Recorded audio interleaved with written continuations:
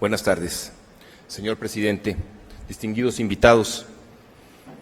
El 8 de julio de 1914 y el 8 de julio de 1917 son dos fechas engarzadas en un acontecer que marca en el despertar de un nuevo siglo en nuestra entidad. La primera, remembrando la toma de Guadalajara, el ingreso del ejército constitucionalista a la ciudad que encabezaba el general Álvaro Obregón, quien fue acompañado por el general Manuel Macario Diegues, lo que significó el dominio del occidente del país y la caída de Victoriano Huerta. La segunda, la promulgación de la Constitución de nuestro Estado. A poco más de un siglo de estos sucesos, aquella pequeña población vivía el arranque del siglo con un fratricida movimiento armado y con una Constitución que nos impulsaba como la capital de un Estado libre y soberano. Se vivía la confrontación de dos regiones que defendían proyectos opuestos respecto al futuro nacional.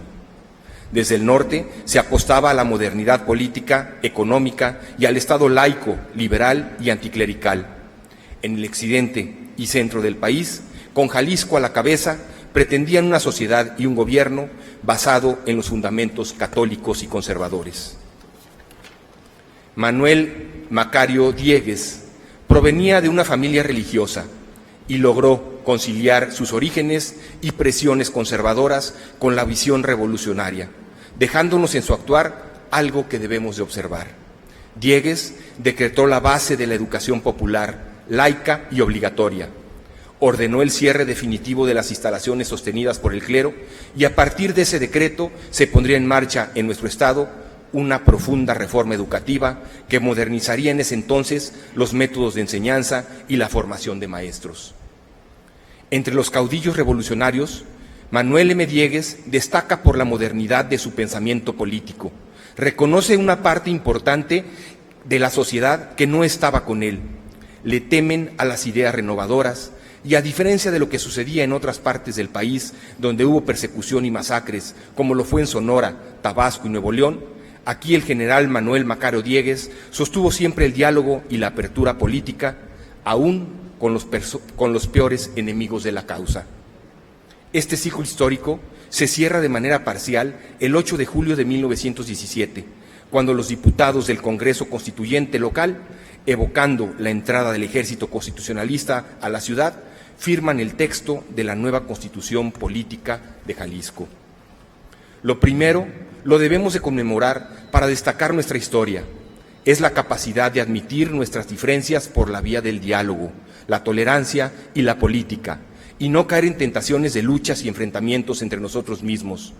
Lamento hoy la polarización que han generado acciones desde el centro y respondidas de la misma manera en casi todo el territorio nacional, donde chairos y fifís representan los dos polos de una misma patria.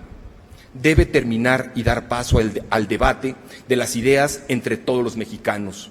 Debates de respeto deben ser los únicos enfrentamientos que deberíamos de tener en nuestro México moderno. Entre las visiones de ambos mandos habría de llegar la síntesis y el equilibrio entre los opuestos. Una nueva sociedad, no necesariamente perfecta, pero sí trabajadora y comprometida, emergió y marcó el siglo XX. Y a partir de aquella confrontación que inició en Guadalajara el 8 de julio de 1914. Estas sesiones solemnes deben ser motivo de recordar que la razón debe prevalecer ante cualquier postura de división en nuestro país. Pero igual que la conmemoración de un evento armado inscrito en la historia de nuestro Estado, el recuerdo de la promulgación de la primera Constitución en nuestra entidad nos debe de llevar a reflexionar cómo ha cambiado nuestra ciudad desde aquellos tiempos. Hoy, Guadalajara, convertida en una metrópoli de una conurbación arriba de los 5 millones de habitantes, requiere de atender su visión a futuro con un pacto metropolitano entre todos los municipios que integramos esta ciudad. Desde mi llegada como regidor, he impulsado a diestra y siniestra los asuntos metropolitanos y su coordinación. El trabajo es incipiente. Las instancias son nobles en función del tiempo, pero ricas en función de su capacidad. Nos falta evidenciar la baja coordinación metropolitana que aún tenemos, la pobre información al ciudadano, y nos falta establecer un acuerdo que nos lleve al debate racional y claro sobre el futuro de nuestra metrópoli. Ese futuro que estamos impulsando es el que se ha denominado Acuerdo Guadalajara 500. En 1917, con la Constitución, se pactó en el Estado de Jalisco.